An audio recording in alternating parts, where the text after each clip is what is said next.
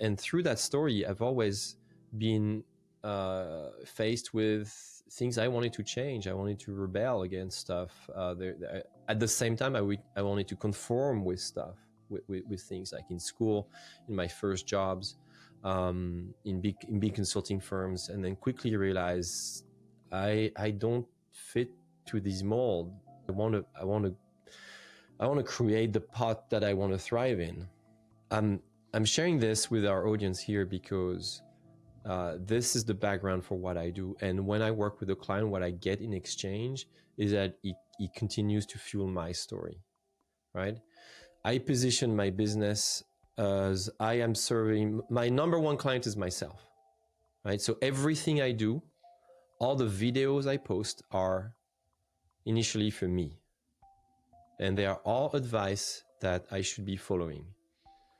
And then if that helps other folks, then great. So hopefully hopefully people don't think this is kind of egocentric, maybe, or maybe they don't think of it as in a negative way. But I do this, when I say me, it's not me, Guillaume Wiatr, by my name, but it's me as the type of professional that I am. Hi, I'm Roger Kastner, and welcome to the What Do You Know to Be True podcast. In these conversations, I talk with ordinary people about their extraordinary skill and the meaningful impact it has on others. The goal is not to try to emulate or hack our way to a new talent. The intention is to learn more about their experience with their superhero power, so maybe we can learn something more about the special talent in each of us, which then allows us to connect more deeply with our purpose. This conversation is with Guillaume Wiatr, and we're talking about his superhero power of narrative power. If someone were to ask me before this conversation what Guillaume does, I would have said something like he helps entrepreneurs and business owners craft the story they tell others about the why, how, and what they do. The problem is, that would have been wrong. In this conversation, Guillaume helps me understand the difference between a story and a narrative, and how the process is both a decluttering of the noise and a creating clarity in the signal. Guillaume is quick to use words like abundance and joy and love, but is clear about how these things need to be applied in a systemic approach that produces money for him and his clients. He has also found that despite what Simon Sinek says, starting with why can be dangerous. Okay, if you're ready, let's dive in.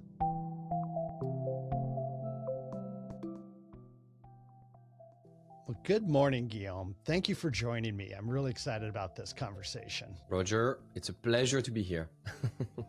Me too. So we have had opportunities to know each other and to work with each other over the last several years. I can't even remember exactly when we would have met for the first time, but I know it goes back maybe even 10 years ago. Something like this, I think, yeah. So I'm going to let you do it because you're the expert on you. Tell us, Guillaume, who is Guillaume? So Guillaume currently is the principal and founder of a small business strategy consulting firm called MetaHelm. And what MetaHelm does is that it specializes in helping CEOs, leadership teams, founders, business owners of professional services firms build a firm that is not only financially successful, but also a firm that they love. And we do this through my proprietary methodology called strategic narrative. And strategic narrative is based on the concept of narrative power, which is a concept that is very well known and applied in fields like social justice, religion, and politics. A little less in business, in my opinion, but in the last couple decades, we hear more and more about storytelling. And therefore, more and more people are realizing the power of narrative in our business activities. I have a different way to define stories and narrative than most people. And it's probably closer to how people would define it in social justice, religion, and governments and politics. And my way to define this is I separate stories and narrative. For me, they're two different things.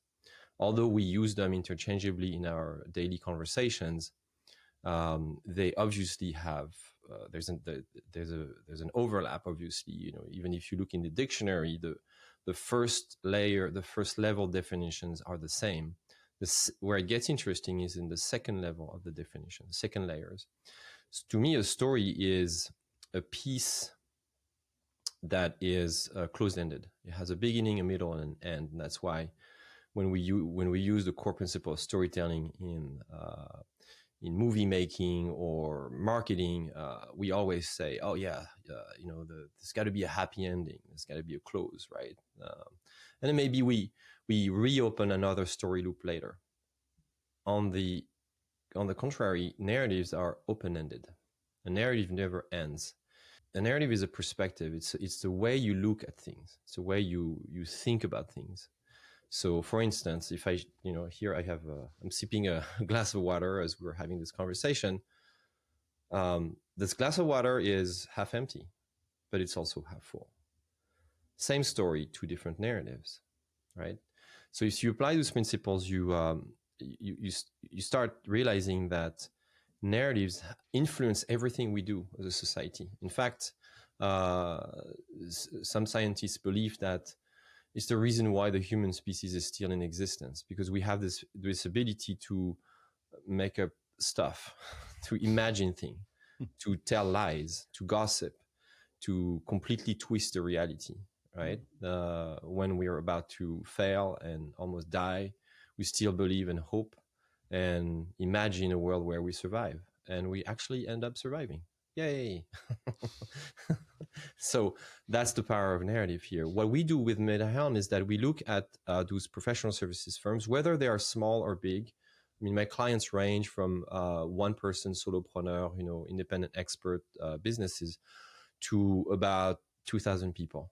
And I look at these, from four different angles. Visionary leadership. I look at the leaders, how they operate, what's their narrative. Marketing, obviously, because that's the primary place where narrative has a lot of power. And then operations, how teams form, operate, and continue to grow. And then sales.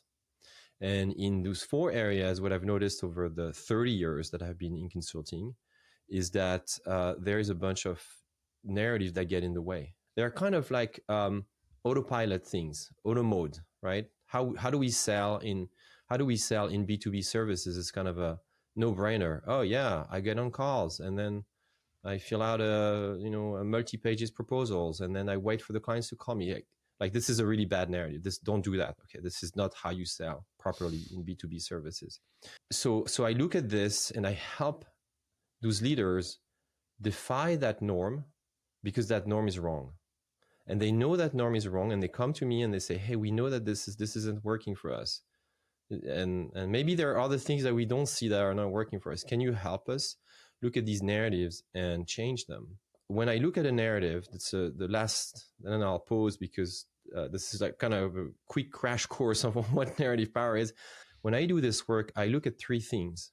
Obviously, what we say, right? And when we think about storytelling, most people will think about it as a practice that includes words. Obviously, it's communication, it's how you write, it's how you structure a story, and so on. To me, that's just a visible part of the iceberg. It's obviously what you say, but it's most importantly how you think. It's your mindset. Like the narrative, already exists, and you haven't said a thing. Even when you look at something, right? Like again, that glass that I have in my hands, I didn't say anything, and then I can already feel it, or I see it. If I'm in a bad mood or judgy mood, or I'm going to lean towards saying, it's half empty. So the mindset influences that narrative a lot. So there's a lot of research on that. In fact, therapists, so they used narrative to heal people, to get people to more balanced and productive lives through that power. So it's really a mindset piece. And then the third thing that is equally powerful is through what we do, how we behave, our systems, our procedures, everything we have in place. So a good example for this is in my field is regulated professions. Professions that have to follow certain principles, certain procedures by law, right? Like doctors or lawyers, for instance. If you go to a lawyer's or doctor's office, the narrative, like no one has talked to you yet, and you enter the waiting room, and the narrative is in full force. You don't control this place. You don't control the frame. There's probably uh, furniture that indicates stability and clout. There's probably a diploma hung on the wall, and you have to wait. And the wait room is in such a way, traditionally, is designed in such a way that we tell you when you can come and talk, and we give you a form to fill out, right? So you don't control the narrative there. It's completely controlled for you. And I noticed that in a lot of business to business professions, we don't pay attention to these things because we are not forced to do that, because we want freedom, and freedom is our worst enemy in that scenario. Right? So we don't think about these. We forget them. So my job is to make sure that the clients that I work with are conscious of this and that they make better and more informed decisions about these narratives. I let them choose. I show them possibilities. And I always do that in alignment with who they are and who they want to be as a leader. Hence, my definition of what my value proposition is: not only your firm will work better, but also you'll love that firm. It's not like it's going to drain you, or you're going to be really, really proud of it. And if you're really, really proud of it, it's going to work even better. And I got to see that in the project where we worked together, where we were not only helping the leader come up with the words to say, of how this project, how it ties to the longer term vision, what's going to be necessary. But we also talked about mindset. Yep. And what are the mindset shifts that need to happen amongst the leadership team. And then we talked about the behaviors that show that these things are true, which we now refer to as psychological safety. If the leaders show that something is true, that we actually are consistently behaving in a way that allows this thing to happen, it gives a signal to the rest of the organization to come along. Yeah.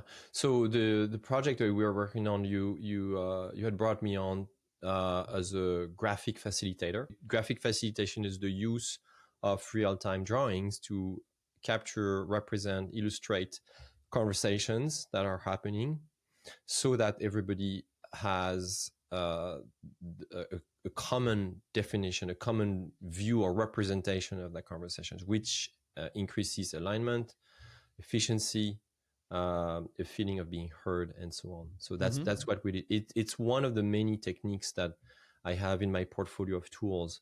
So it's very specific to that particular technique. I still use that technique today, Roger, since we're catching up on our projects in life. I still do use that technique. I don't advertise. I don't advertise for it as an independent service, as a separate service. I use that with my clients when it's necessary. The reason is I started MetaHelm with that hypothesis, with that assumption that I would lead with that, with the pen, the marker. I would be the guy who, wherever I show up, I would have a flip chart and draw things. And my narrative, my assumption was that this is great because when things are visual, it catches people's eye, captures people's attention, and that will get me in more conversations about things that I could do through consulting. So it's going to help my business. And one of the things that I realized after a year and a half or two is that it was conveying the wrong message. It was actually fueling the wrong narrative. Because there was a more powerful narrative than me that I can not change. And that narrative is that when people draw, they are the artist. It's fun. It's exciting. It makes things pop. But we don't think of these people as strategic thinkers.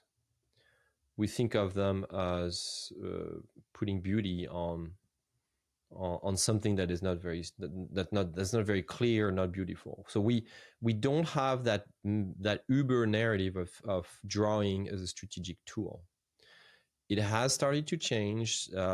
People like Dan Rome, the author of the back of the napkins, have worked really intensely in the past couple decades to change that narrative. But it's still trying. It's still like trying to move a huge cargo ship in a different direction. It takes a lot of time. It takes a Yeah, lot of time. I could see how the artist is seen as reflecting a narrative, not driving the narrative. Exactly, Yeah. Roger. Yeah. So I stopped doing it because I was just getting called for to show up at the yearly retreat and or come to birthday parties and Christmas parties.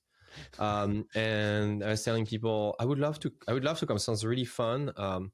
But that's not part of my services at the moment. So Yeah. it was misinterpreted. You had So a greater power. You had more, that narrative power yeah, was something you wanted to focus on. exactly. It was more for me to really align what would make me work this way for a long time. So I'm a long term Hmm. strategic partner with my clients. And my clients, I work with them for 1 year, 2 years, 3 or 4 years, and sometimes even more. And I just felt like just coming once to listen and draw what people were talking about was just not me. It was not using my secret power. How do you define it, Roger? My It's either extraordinary talent or superhero power. Thank you, my extraordinary talent or superhero. I just felt like I was not using this Mm-hmm. um, properly. And I thought, in fact, I started to also realize that other people would be a better fit for those clients that just Mm-hmm. wanted me to come for one-time things or just to facilitate. And so I started passing my business to other colleagues who do that better than me. So for me, it was a process of really aligning with where I where I'm supposed to be, what I'm supposed to be doing, and the way I'm supposed to be doing it. One of the things I've noticed about you is you are offering a lot of workshops where you're inviting engagement with potential clients, potentially people who will never be a client, but you are, and one could think of it as giving away a lot of your knowledge and sharing and engaging people in getting better at their own narrative power and their own strategic narrative. And I've always thought that's so generous of you. And I'm sure it generates business in certain ways, and it also helps build your brand. Um, but I really want to focus on that generosity part. Tell me a little bit more about how you think about that. Does it feel like it's giving away things for free, or does it feel like it's just part of who you are and how you want to show up in the community you serve? It does feel like giving away things for free, but it doesn't feel bad. It feels good.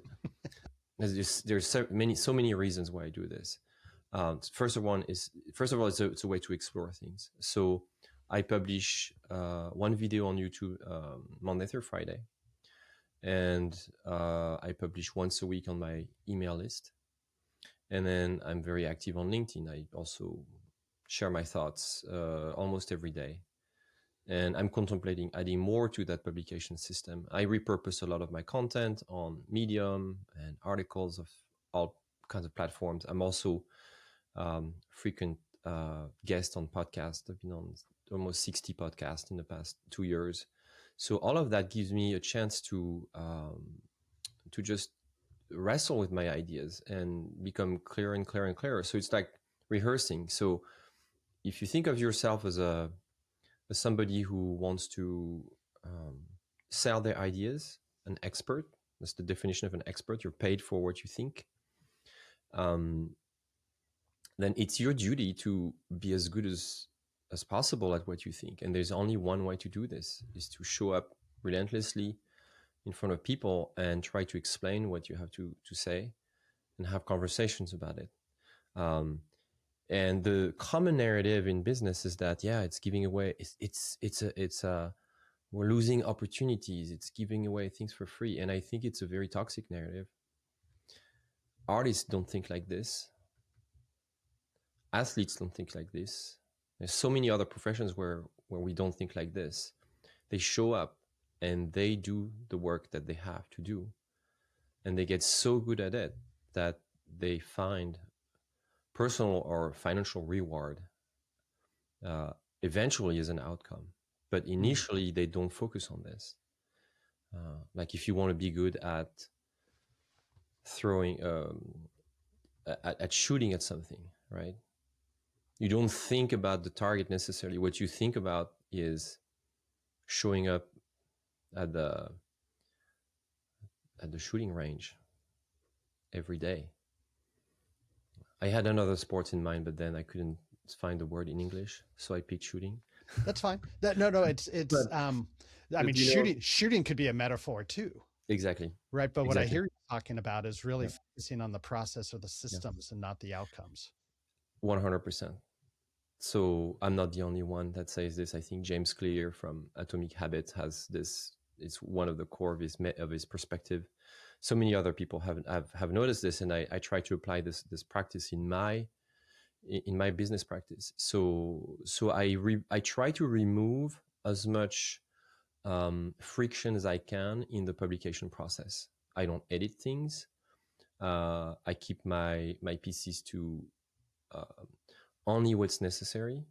I try to value my audience time more than mine, and think about, okay, if somebody had 3 minutes, what would be a value for them in these three? What would be maximum value for them in 3 minutes? And so that's a guiding principle here. That's one of the narrative I've been changing. So how did I start with this? I came from the complete opposite of the spectrum many years ago, and fortunately, I quickly noticed that it just doesn't work. It's very expensive. It leads to inauthenticity, and yeah, it just creates too much problem, too many things, right? So another reason why I do this, Roger, is because I am probably in a phase of development that requires this technique. MetaHelm is now 7 years old. Will be in 24, 7 years old, and I feel like I am at a moment where this is the right thing to do. Right, I can afford to do that. It's just all the stars are aligned to be that generous, and my business is doing really fantastically well for my needs and my expectations at that stage. I see this as a hope. I think I'll continue to do this for a lot for very long. So, but who knows? Maybe not. But my impression is that I'm going to do this for maybe another 10 to 20 years, and for now. And so I think that that's the right thing to do. It's to abundantly share and explore what is happening here on the topic of narrative power, and then just share it with people. It's another reason why I do this is because it's not it's a complex topic, right? It has many facets, and I feel like it would be for me, just in terms of business, understanding the concept is one thing, but applying them is another, and it's probably the hardest one. And that's when I charge. That's when I do coaching and consulting. Some people are very good at implementation, but there is enough people who need my help in the implementation phase for me to make a living. So it's kind of a virtuous cycle, right? It's like because I make that, then I can produce more content and help more people and have more impact. As my colleague George Kao says, my marketing is my ministry. My job starts when I do marketing. It doesn't start when I get paid. It starts when I share something with people. And countless time I've had people, come back to me and say, "Hey, Mika, I saw your video on YouTube. I tried to do this. It worked so well. Thank you so much." And it makes me so happy. So there's the joy factor here, Roger. The love and the joy that comes back just keeps me going. So why would I stop? Why would I stop with that? So when you are able to do what you're supposed to be doing, when you're Mhm. leaning into and delivering value, really driving that narrative power, Mhm. what's the impact that it has on your clients and on others? The people that I serve constantly tell me, I feel more clear, I feel more confident, Hmm. I feel more organized. I don't have that feeling of stress and overwhelm in my body when I work uh, with my team or when I work on specific projects, for instance. They tell me that it's easier to sell. So easier to sell leads to more sales and better sales. Um, not always in numbers. Not all my clients are interested in unlimited revenue potential. They're happy with this with the level that they have defined. What they care about is really uh, other layers of value, which are the impact they have on their clients and their community, and really fulfilling a dream. One of my clients, I think he was on your show recently. Bill Hefferman. Um, he's just one of the world's greatest experts at resilience, and one of his dreams was always to be able to have more independence and freedom. And he'll tell you that this is public knowledge. I'm not revealing anything that is secret. Check out Bill. He's just amazing. And yeah, and that's always what he wanted to do. He's one of the greatest experts, but he didn't really. He was in need of support to build the business layer around that expertise, and so to really bring the right narratives around that expertise to be able to make a living off of it, and he's doing extremely well. Is it more creating clarity for them, or is it helping them remove clutter? So remove clutter is how we get to clarity. Yes, I love that, because that's definitely my philosophy. Getting rid of stuff. And one of I'm glad you bring this up, because one other thing I hear. I mean, I constantly ask for feedback. Or I constantly get feedback. One of the keywords that come when I ask for feedback. Oh, it's like, oh, you help us streamline things. And so my philosophy is to explore possibilities, but then pick one possibility and just remove the rest. Mm-hmm. You had said earlier about Mhm. helping leaders, helping business owners um, by examining the narrative they have Right. today, and Hmm. then seeing how that narrative is working for them and ultimately changing it. And it Hmm. sounds like part of that process is the decluttering, and then Yep. the finding clarity in there. And another episode early on with Corinna Calhoun, where she's talking about rewriting inner narratives, Hmm. starts with that same process of like, Hmm. hey, that story you have, how is that working for you? Right. And then if it's not working well, let's rewrite it. So I really I'm really enjoying this and connected with that conversation, because it's hers was focused on individuals, yours is also focused on individuals, but definitely more in the workspace, which Yeah. is really cool. And you were just talking about the impact it has on others. What's the impact that you experience when you've helped people through narrative power build their new narrative? I make more money. Okay, that's a good start.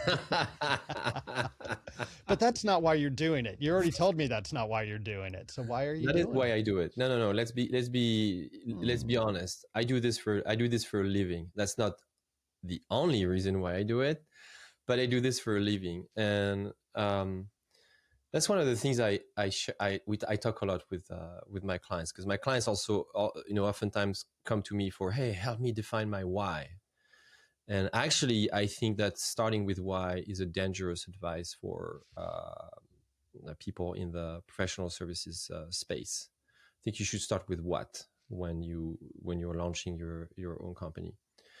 And so you asked me what impact does it have on me? Um, I make a great living, but I feel like I'm relevant. I feel like I can make somebody's dreams, objective, desires, future state come true more easily. And in a way, that's what I hope for myself. So I am seen by some of them as the hero of their story, and mutually also I see them as the hero of my story. Does it make sense? It does.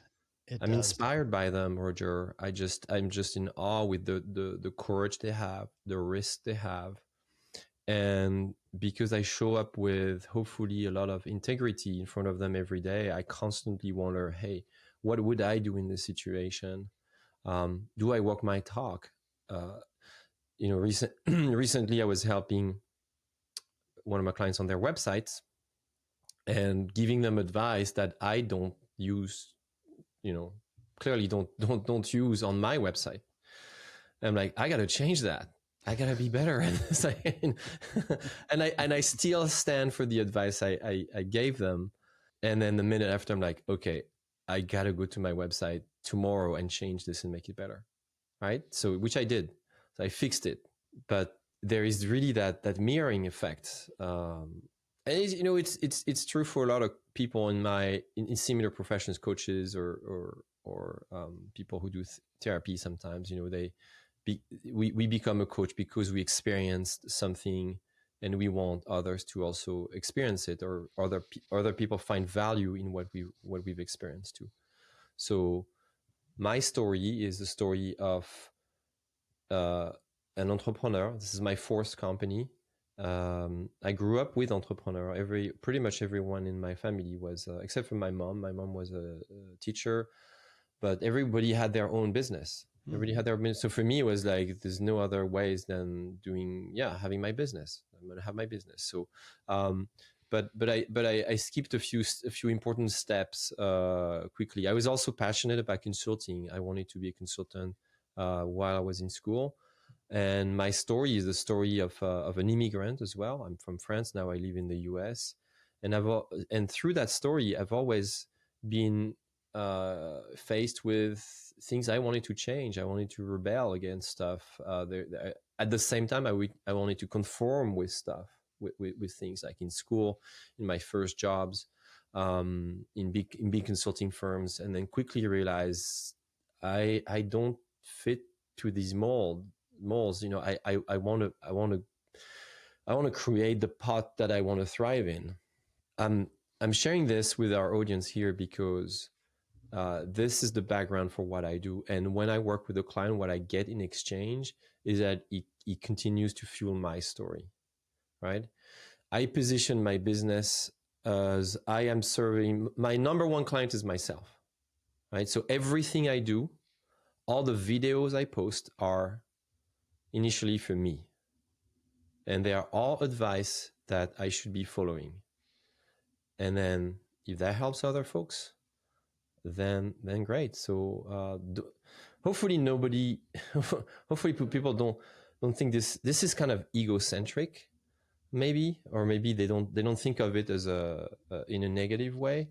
But I do this when I say me, it's not me, Guillaume Wiatr, my by my name, but it's me as the type of professional that I am. And there are, I think the stat says millions millions now of professionals like me in the B2B space who are trying to build the kind of business that I want to build. So I'm exploring how to do it.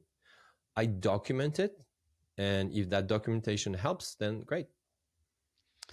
So I love how you started that conversation or that response with money. Like I do it for money.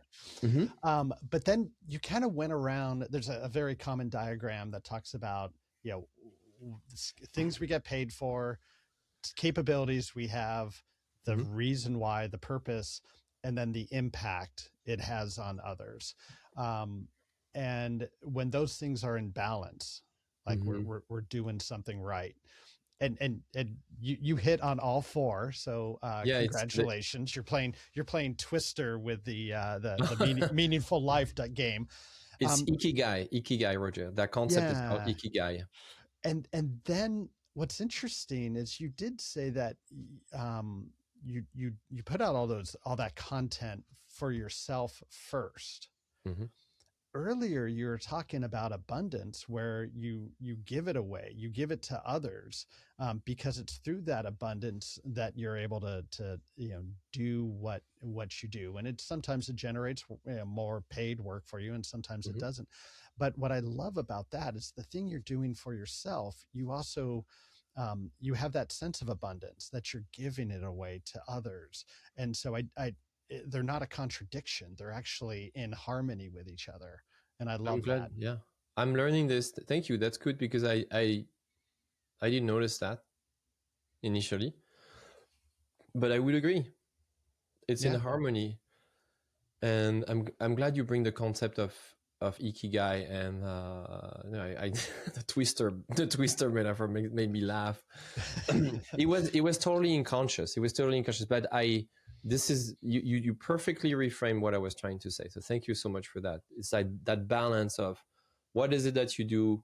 Why do you do what you do? Is you do it for money? You do it for yourself? You do it because you want to have impact? And what's the fourth one? Help me out. I can't remember. There's a fourth one. Doing it in service of other people. Exactly, doing it in service of other people. And that's exactly the balance I'm striking. And I started with, I do it for money, for sure. But Which then, it went again. If you don't get paid for it, it's just yeah. it's either philanthropy or a Mm, hobby. yeah. So, what do you know to be true about narrative power? I know that everybody has the ability to activate it. It's free. I know it's not always easy. I know that it can have dramatic positive effects. You can change your life. You can change lives. I know that it's a source of joy. It's not necessarily saying I know, but I hope that more people use it. I think a lot of people use it already, and I know that when they recognize the use of it, it grows even more. I know that we need it even more. There's lots of things, and we hear more and more about societal change, environmental change is very publicized right now. But there is many other things that need to change, and that's through leadership. That's where I know that it's the source of greater good. I know that it's the source of abundance. Whew, wow, I could carry on and on the whole day, Roger. You know a lot to be true about it, and I love Yeah. how I mean, that's my truth, at least. But and that's what we're here for. uh-huh. I love how abundance and joy and love come Mm-hmm. forward so quickly, so easily. What is there something that you used to believe to be true about narrative power that you've come to learn is not true? I used to think that it was easier, and it's not necessarily easy. It's not. It takes more time than we think. Mm-hmm. Uh, I, Decluttering's a big job. exactly. Yeah, I could not agree more. It's more of a practice, in fact, like a daily, something a habit that you build. And so just like every habit, it requires change rooted deep inside, I think. So I think it's not for everyone, not at all times. It's Mm-hmm. a very personal choice too. That's definitely something I used to believe it's true. It's oh yeah, it's for everyone. Everyone can do that. It's and over the years, like, yeah, no, maybe you have to be gentle and appreciate and respect people's choices and decisions on when they want to do this or not, or when and how, with which intensity they want to do it. It's a very very personal choice. The businesses that I help build are unique in that way, is that they're grounded in their leaders' decisions, like very very deeply. What I love about these conversations is there's themes that pop up along the way. And one of them is, and I think it makes sense when people are living into their purpose, Mm-hmm. that these things aren't meant to be easy. Like a purpose should not be easy. If it was easy, it probably wouldn't be so meaningful. I couldn't agree more. It's for I think I see people who like, yeah, I knew from the get go why I wanted to do. I knew personally, Roger, in my early 20s, I knew what I wanted to do. I wanted to do consulting. And the reason why is my dad is a doctor, he's a surgeon. And I always admired my dad. And I always thought I want to be like my dad. I want to help others through that consultative process. Until the day he took me to the operating room with him. And I was 14 or 15. And, he was removing a tumor in somebody's skull, and I fainted in the first 2 minutes, and I can't stand blood. so I thought I can't be a doctor, and I tried yet again and again and again and again, and I fainted. I had a bad experience. So I knew I wanted to be in that consultative position of advising or doing some form of consulting. And I picked business because that was the other thing I was really surrounded with. I also infused a lot of art and creativity in my approach to business consulting. So what was my first step?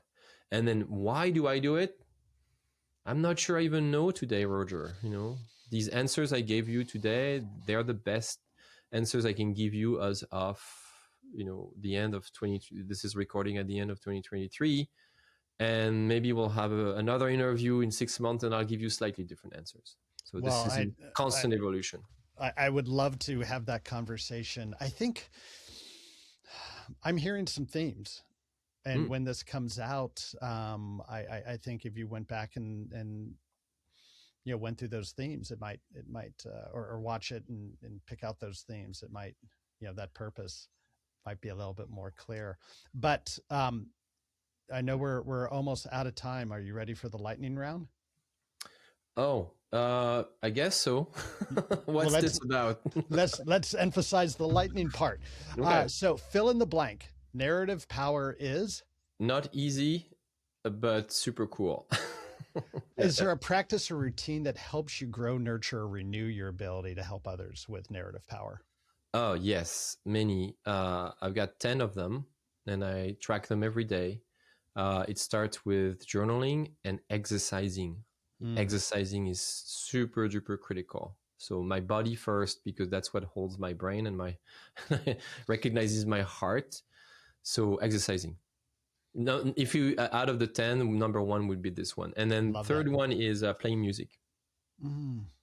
And I know you have that speaker on your shelf, and you talked about it in a prior video that you have out there about your background, which is, of course, you say everyone comments on it. So I will. It's beautiful. It's gorgeous. All I have is blue. You have something well crafted there. Yeah.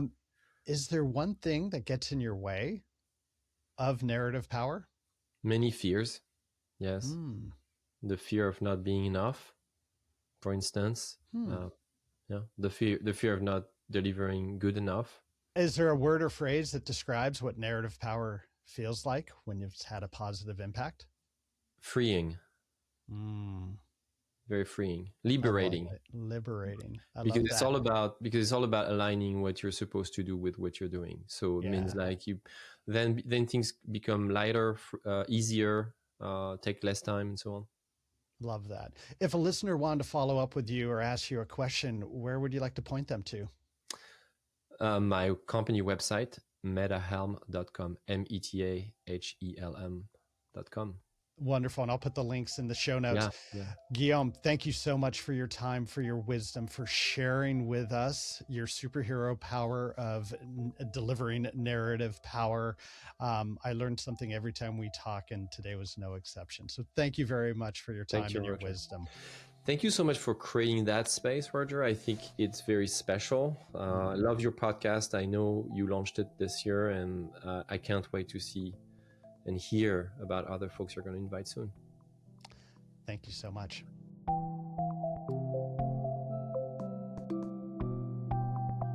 It is such a privilege to be part of these conversations. I will not look at storytelling and narratives the same way because of what Guillaume has shared with us. It's like the difference between a pond and a river. The pond feels constant with the beginning, ending, and a middle, whereas the river is in constant motion. And as someone wiser than me once said, always the same river, never the same water. And if you need me to try to make sense of that, I'm going to need to bring Guillaume back in here and declutter my thoughts on that metaphor. I love how Guillaume is focused on creating systems and processes. He might have an eye on the outcome, but he's clear that it's the focus on those systems with rigor and stamina that will produce the results that clients demand and that are hoping for. I also love the clarity and the art and the passion that he brings with helping others with narrative power. Reflecting on this conversation leads me to a couple questions I'm going to ask myself. When I'm thinking about the narrative around my superhero power, where can I create clarity by decluttering the noise?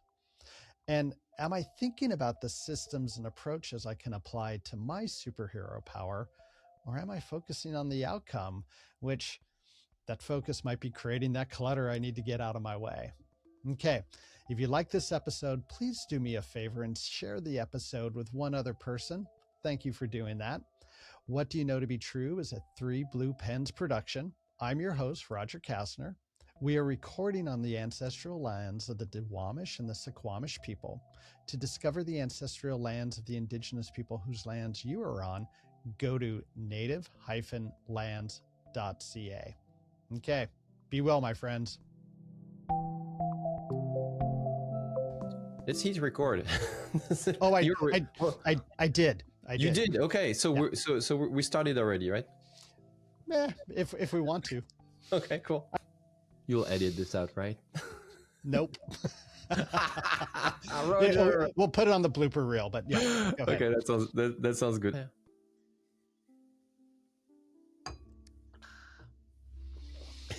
Cheers. Santé.